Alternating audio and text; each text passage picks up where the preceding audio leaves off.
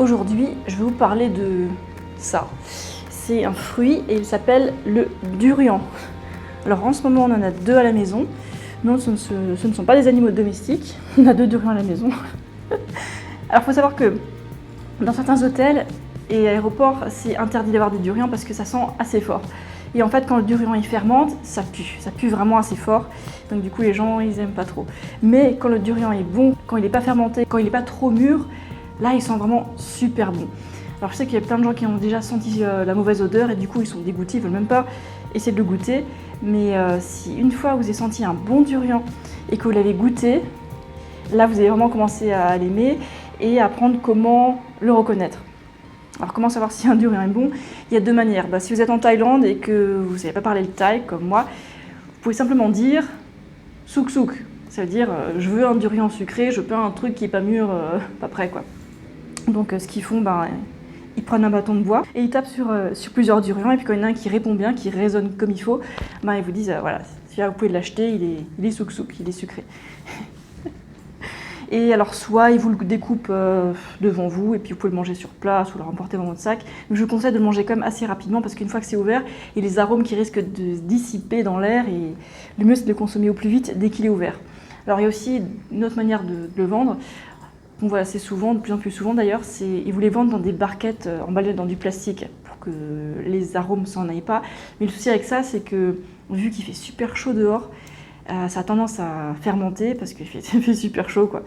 Donc je sais pas, je préfère comme le prendre en général en entier parce que du coup j'achète pas de plastique, mais de temps en temps j'achète sous plastique quand vraiment il sent très bon et que je vois qu'il n'est pas fermenté.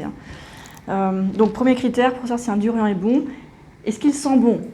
S'il sent mauvais, non, l'achetez pas. S'il sent rien, c'est qu'il est sûrement pas encore prêt, mais s'il sent bon, ça c'est un bon achat. Donc ne gaspillez pas votre argent dans des durians qui sont dégueulasses.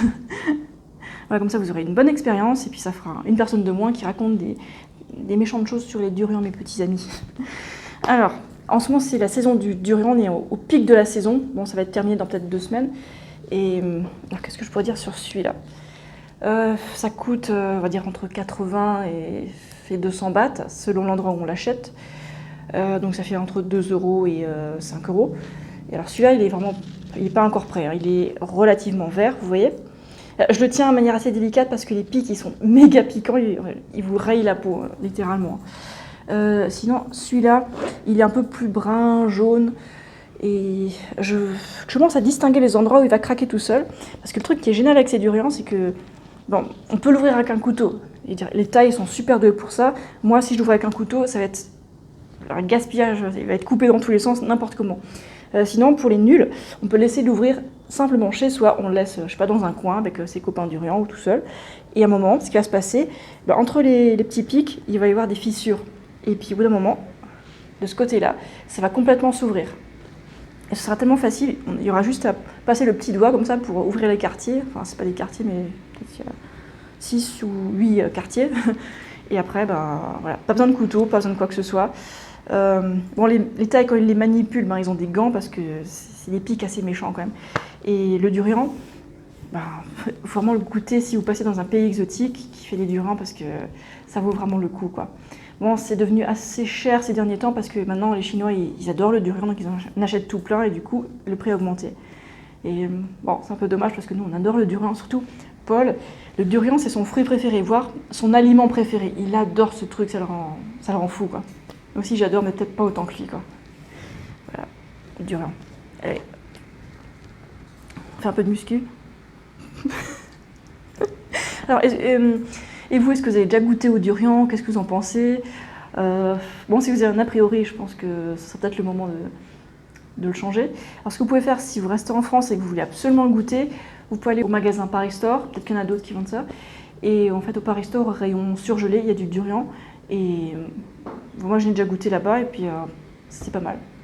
Il suffit juste de le laisser un peu décongeler, c'est pas mal du tout. Donc ça se présente sous la forme de... Comment expliquer? Ce fruit, il est très très étrange. En fait, il est un peu plus gras que les autres fruits.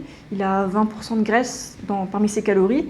Et je sais pas, c'est un goût de dessert, c'est un goût de crème brûlée, quoi. Après, chacun dira qu'il a un goût différent. Les mauvais durians, ils puent l'oignon, ils ont un goût d'oignon. Enfin, bon, c'est pas un truc qu'on cherche chez un fruit du tout. Et aussi un peu de fibre, donc du coup, c'est assez agréable. La texture est assez agréable, elle tient bien. Et c'est crémeux, c'est tellement crémeux. Et au milieu de chaque morceau de fruit, il y a un gros noyau. Et voilà, c'est ça. Je crois que j'ai pas grand-chose d'autre à dire sur le durian. Nous, là, on en achète pas mal ces derniers temps. On va dans des magasins, c'est juste des tailles qui ont des petits camions et qui ont leur durian dedans. Et puis on achète ça chez eux et puis ils le choisissent pour nous. Et nous, on commence à être bons à les choisir. Maintenant, on les renifle, on les regarde. S'ils n'ont pas de grosses taches noires, hop, on le prend. S'il a l'air bien uniforme et puis... Donc on le ramène chez nous. On n'est pas dans un hôtel qui refuse des durians. Notre appart, en fait, on a le droit d'apporter des durians. Mais par contre, on n'a pas le droit d'avoir des animaux ici. C'est comme ça. Voilà. Est-ce que vous voulez que je vous présente encore d'autres fruits exotiques? Je sais pas, laissez-moi vos suggestions. Et si vous voulez savoir d'autres choses sur le durian, ben, je suis là, profitez. Voilà, c'était en direct de Chiang Mai, en Thaïlande. Et après ça, je rentre en France dans à peu près 3 semaines. Et j'ai très hâte. Voilà. Ciao.